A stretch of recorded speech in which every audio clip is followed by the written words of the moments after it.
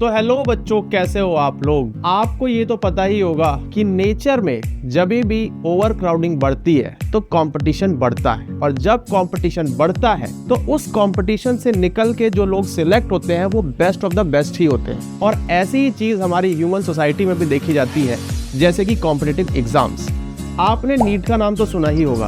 अब आप बताइए, नीट में 25 लाख स्टूडेंट्स बैठ रहे हैं हर साल, मतलब ओवर क्राउडिंग, ओवर पॉपुलेशन तो है। और वहां से जो सिलेक्ट होने वाले बच्चे हैं वो बेस्ट ऑफ द बेस्ट, यानी कि एकदम प्योर क्रीम ही वहां से सिलेक्ट होती है। और ऐसे बच्चे जो बहुत मेहनत कर रहे थे बट स्टिल किसी कारण से उनका सिलेक्शन नहीं हो पाता है, तो वो हो जाते हैं पूरी तरह से हताश और आ जाते हैं सेल्फ डाउट में, और फिर आगे चल के वो लाइफ में कुछ करने से भी घबराने लग जाते हैं। बट मैं आपको बताता हूँ कि नीट ही सिर्फ और सिर्फ एक ऐसा एग्जाम नहीं है जिससे आपका करियर बेस्ट हो सकता है। ऐसे बहुत सारे एग्जाम्स हैं जिसके थ्रू आप बायोलॉजी फील्ड के होते हुए भी बहुत अच्छा परफॉर्म कर सकते हैं अपनी लाइफ में, बहुत अच्छे पैसे कमा सकते हैं, बहुत इज्जत पा सकते हैं। और मैं इस वीडियो में आपके लिए लेके आया हूँ ऐसे ही कुछ करियर ऑप्शंस जिसके थ्रू आप अपनी लाइफ में आगे बहुत कुछ अचीव कर सकते हैं। तो आइए देखते हैं नीट के अलावा और कौन कौन से करियर ऑप्शंस हैं आपके पास जिसके थ्रू आप अपनी लाइफ में शाइन कर सकते हैं। सबसे पहली बात तो यही है कि अगर आप मेडिकल में इंटरेस्टेड हैं, है ना, और आपने नीट का एग्जाम दिया, मान लीजिए नहीं हो पाया, उसके अलावा भी मेडिकल फील्ड में बहुत सारी चीजें हैं एक्सप्लोर करने को, जैसे कि पैरामेडिकल के भी एग्जाम्स होते हैं। जैसे मैं बोलूँ एम्स नर्सिंग, अगर एम्स नर्सिंग की बात करें तो हर साल जिस टाइम पे नीट होता है उसी के आसपास कुछ डेट्स में एम्स नर्सिंग का भी एग्जाम होता है, जिसमें हर साल बहुत सारे बच्चे अपीयर भी करते हैं और एम्स कॉलेज के थ्रू यूजी नर्सिंग कोर्सेज में एडमिशन लेते हैं। और इस डिग्री के बाद आप एज अ नर्स काम कर सकते हैं किसी भी एम्स या किसी भी गवर्नमेंट हॉस्पिटल में, और नर्स की सैलरी और गवर्नमेंट नर्स की सैलरी बहुत अच्छी मानी जाती है। ओके, तो ये एक बहुत बढ़िया करियर ऑप्शन है अगर आपको मेडिकल फील्ड में इंटरेस्ट है। अगर एलिजिबिलिटी क्राइटेरिया की बात करें तो eligibility criteria after your 12th standard आप जितने भी एग्जाम्स देते हैं उन सबकी सेम ही होती है। आपको 12th बोर्ड पास होना चाहिए, मिनिमम अराउंड 50 to 60% आपके नंबर्स होने चाहिए 12th बोर्ड में, और आपका पीसीबी बैकग्राउंड एटलीस्ट होना चाहिए, क्योंकि ये नर्सिंग एग्जाम्स।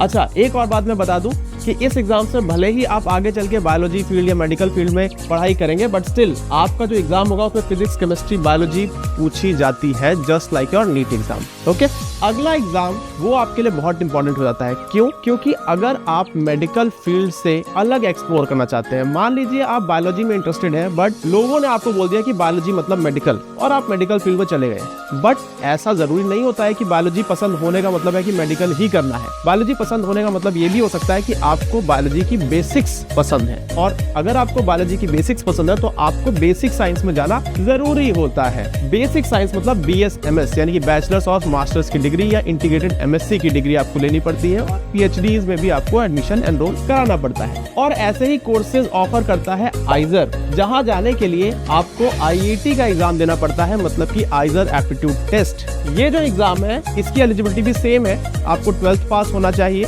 PCMB बैकग्राउंड आपका होना चाहिए, या PCM या PCB बैकग्राउंड हो तो भी चलेगा। और इस एग्जाम को क्लियर करने के बाद आपको इंडिया में पाए जाने वाले या इंडिया में प्रेजेंट 7 आइजर्स में BS-MS डिग्री का कोर्स लेने का मौका मिलता है। अगर मैं एग्जाम पैटर्न की बात करूं तो हमें पता है कि 12th के बाद का एग्जाम है, तो इसमें फिजिक्स, केमिस्ट्री, मैथ्स, बायो चारों ही सब्जेक्ट पूछे जाते हैं। हर एक सब्जेक्ट के 15-15 क्वेश्चन पूछे जाते हैं, और आपको हर एक सब्जेक्ट के क्वेश्चन अटेम्प्ट करने होते हैं, भले ही आप PCB बैकग्राउंड के हो या PCM बैकग्राउंड के हो। अगर आपको IIT के बारे में और जानकारी लेनी है तो आप इस चैनल पे ही प्रेजेंट दूसरे वीडियोस को रेफर कर सकते हैं। अगला एग्जाम है नेस्ट, यानी कि नेशनल एंट्रेंस स्क्रीनिंग टेस्ट।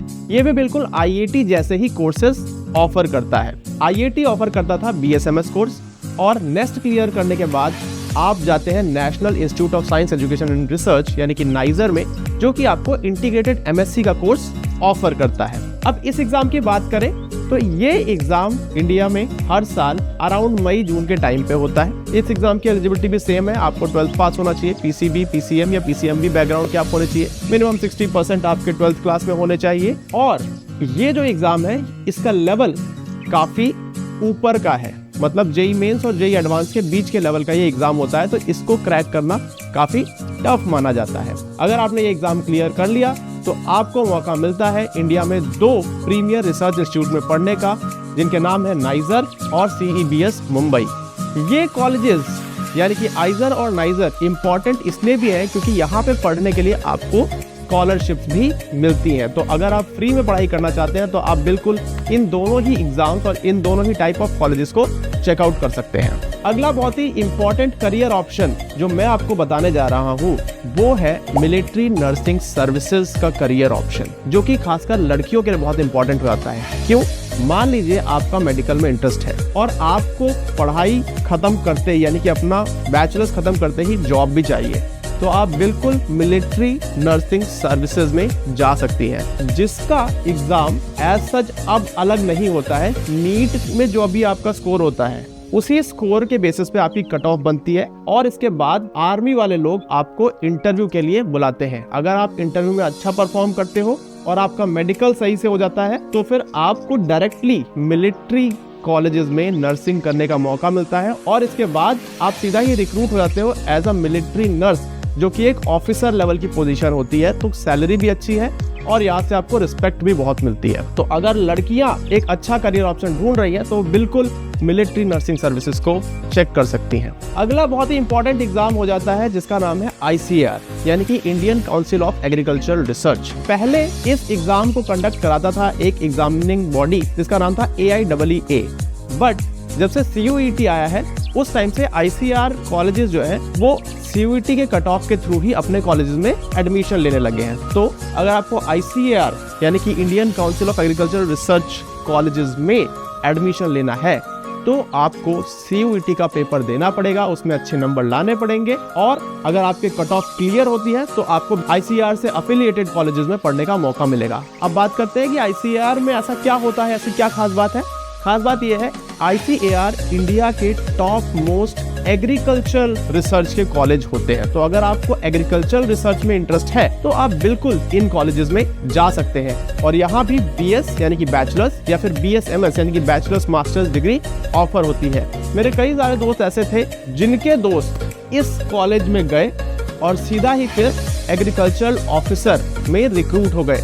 और कई बार ऐसा भी होता है कि CUET के थ्रू, इन्हीं कॉलेजेस के थ्रू आपको वेटनरी साइंसेज की डिग्री भी मिलती है जिसके थ्रू आप एनिमल्स के डॉक्टर बन सकते हैं और एनिमल्स के डॉक्टर भी उतना ही पैसा कमाते हैं जितना इंसानों के डॉक्टर, अगर आप गवर्नमेंट जॉब की बात करें तो। ओके, अब चलते हैं आगे। अब हमारा अगला एक बहुत ही इंपॉर्टेंट एग्जाम है जिसका नाम है CUET। क्यों इंपॉर्टेंट होता है? क्योंकि बहुत सारे बच्चे ऐसे होते हैं जो क्लूलेस होते हैं, उन्हें नहीं पता होता है कि भाई उन्हें नीट करना है, IIT देना है, नेस्ट देना है या क्या करना है। अगर उनको कोई क्लू नहीं है कि उनको एक्चुअली में कहाँ जाना है या फिर उनको एक्चुअली में साइंस की बात करना क्या है, तो वो सबसे पहले इस एग्जाम को तो दे ही दे। इसका फॉर्म भरना बहुत जरूरी हो जाता है क्योंकि इसके थ्रू आपको इंडिया की टॉप मोस्ट यूनिवर्सिटी में बैचलर्स या BSMS कोर्सेज करने का मौका मिल जाता है। तो आप वहां जाके भी फिगर आउट कर सकते हैं कि आखिर आपको आगे करना क्या है। अगर आप top most universities of India में पढ़ते हैं तो वहां आपको अच्छा इन्वायरमेंट मिलता है और अच्छा इन्वायरमेंट मिलेगा तो आप भी उसी तरह से नर्चर हो जाएंगे और आप कुछ ना कुछ अच्छा ढूंढ ही लेंगे। जैसे कि अगर मैं बताऊं, CUET एग्जाम के थ्रू आपका दिल्ली यूनिवर्सिटी हर साल बच्चों को अपने कॉलेजेस में लेता है, या मैं बात करूं BHU यानी कि बनारस हिंदू यूनिवर्सिटी, AMU है ना, जामिया मिलिया इस्लामिया, ऐसे प्रीमियर इंस्टीट्यूट इस एग्जाम के थ्रू अपने कॉलेजेस में हर साल बैचलर्स कोर्सेज के लिए एंट्री लेते हैं। तो ये बहुत ही अच्छा, बहुत ही इंपॉर्टेंट एग्जाम हो जाता है हर एक बच्चे के लिए।